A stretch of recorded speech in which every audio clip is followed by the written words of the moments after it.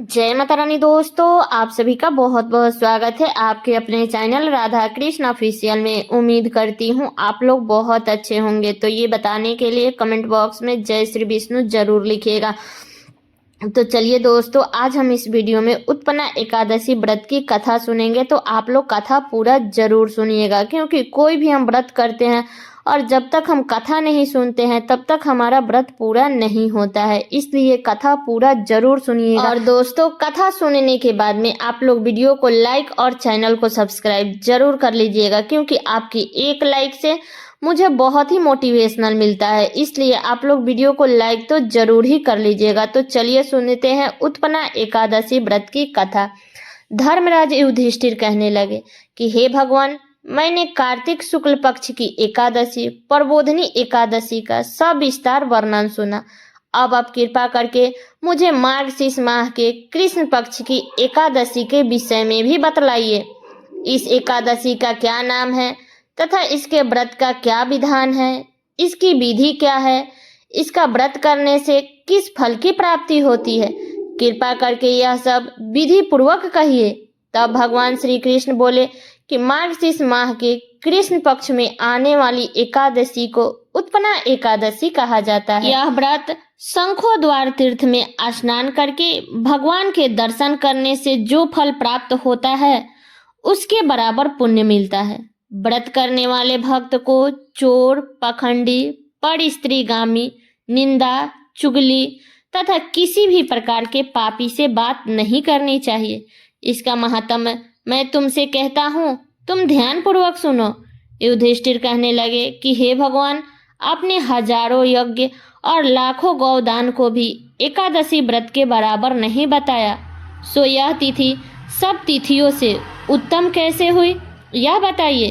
तब भगवान कहने लगे कि हे युधिष्ठिर, सतयुग में मूर नाम का दैत्य उत्पन्न हुआ। वह बड़ा ही बलवान और भयानक था। उस प्रचंड दैत्य ने इंद्र, आदित्य, वसु, वायु, अग्नि आदि सभी देवताओं को पराजित करके भगा दिया। तब इंद्र सहित सभी देवताओं ने भयभीत होकर भगवान शिव से सारा वृतांत कहा और बोला कि हे कैलाशपति, मूर दैत्य से भयभीत होकर सब देवता मृत्युक लोक में फिर रहे हैं। तब भगवान शिव ने कहा कि हे देवताओं, तीनों लोकों के स्वामी, भक्तों के दुखों का नाश करने वाले भगवान विष्णु की शरण में जाओ, वही तुम्हारे दुखों को दूर कर सकते हैं। शिव जी के ऐसे वचन सुनकर सभी देवता क्षीर सागर में पहुंचे। वहां भगवान को शयन करते हुए देखा तो हाथ जोड़कर उनकी स्तुति करने लगे और उनको बारंबार नमस्कार करने लगे। देवताओं के रक्षा करने वाले मधुसूदन, आपको नमस्कार है, आप हमारी रक्षा करें। दैत्यों से भयभीत होकर हम सब आपके शरण में आए हैं। आप इस संसार के कर्ता, माता, पिता, उत्पत्ति और पालन करता और संहार करने वाले हैं। सबको शांति प्रदान करने वाले हैं। आकाश और पाताल भी आप ही हैं। सबके पितामह ब्रह्मा, सूर्य, चंद्रमा, अग्नि, होम, आहुति, मंत्र, तंत्र, जप, यजमान, यज्ञ, कर्मकर्ता, भोक्ता भी आप ही हैं। आप सर्वव्यापी है। आपके सिवा तीनों लोकों में चर तथा अचर कुछ भी नहीं है।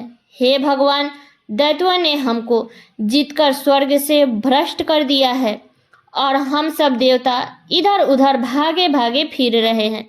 आप उन दैत्यों से हम सबकी रक्षा करें। इंद्र के ऐसे वचन सुनकर भगवान विष्णु कहने लगे कि हे इंद्र, ऐसा मायावी दैत्य कौन है जिसने सब देवताओं को जीत लिया है? उसका क्या नाम है? उसमें कितना बल है और वह किसके आश्रम में है तथा उसका स्थान कहाँ है? यह सब मुझसे कहो। भगवान के ऐसे वचन को सुनकर इंद्र बोले कि भगवान, प्राचीन समय में एक नंदी जंघ नामक राक्षस था। उसके महापराक्रमी और लोक विख्यात मूर नाम का एक पुत्र हुआ। उसकी चंद्रवती नाम की नगरी है। उसी ने सब देवताओं को स्वर्ग से निकालकर वहां अपना अधिकार जमा लिया है। उसने इंद्र, अग्नि, वरुण, यम, वायु, ईश, चंद्रमा, नेत्रिति आदि सबके स्थान पर अधिकार कर लिया है। सूर्य बनकर स्वयं ही प्रकाश करता है, स्वयं ही मेघ बन बैठा है और सबसे अजय है। हे असुर निकंदन, उस दुष्ट को मारकर देवताओं का अजय बनाइए। यह वचन सुनकर भगवान ने कहा कि हे देवताओं, मैं शीघ्र ही उसका संहार करूंगा। तुम चंद्रवती नगर जाओ। इस प्रकार कहकर भगवान सहित सभी देवताओं ने चंद्रवती नगरी की ओर प्रस्थान किए। उस समय जब दैत्य मूढ़ सेना सहित रणभूमि में गरज रहा था, तो उसकी भयानक गर्जना सुन के सभी देवता भय के मारे चारों दिशाओं में भागने लगे। जब स्वयं भगवान रणभूमि में आए तो दैत्य ने उन पर भी अस्त्र शस्त्र आयुध लेकर दौड़े। तब भगवान ने उन्हें सर्प के समान अपने बाणों से बिंध डाला। बहुत से दैत्य तो मारे गए, केवल मूढ़ बचा रहा। वह अविचल भाव से भगवान के साथ युद्ध करता रहा। तब भगवान जो भी तीक्ष्ण बाण चलाते, वह उसके पुष्प सिद्ध हो जाता। उसके शरीर में छिन्न भिन्न हो गया, किंतु वह लगातार युद्ध करता रहा। दोनों के बीच मल्ल युद्ध भी हुआ। 10,000 वर्ष तक उनका युद्ध चलता रहा, किंतु मूढ़ नहीं हारा। थककर भगवान बद्री का आश्रम चले गए। वहां हेमवती नामक सुंदर गुफा थी। उसमें विश्राम के लिए भगवान उसके अंदर प्रवेश कर गए। यह गुफा 12 योजन लंबी थी और उसका एक ही द्वार था। अब वहां विष्णु भगवान वहां योग निद्रा की गोदी में सो गए। मूढ़ भी पीछे पीछे आ गया और भगवान को मारने के लिए उद्यत हुआ। तभी भगवान के शरीर से उज्जवल क्रांतिमय रूप वाली देवी प्रकट हुई। देवी ने राक्षस मूढ़ को ललकारा और युद्ध किया और उसे तत्काल मौत के घाट उतार दिया।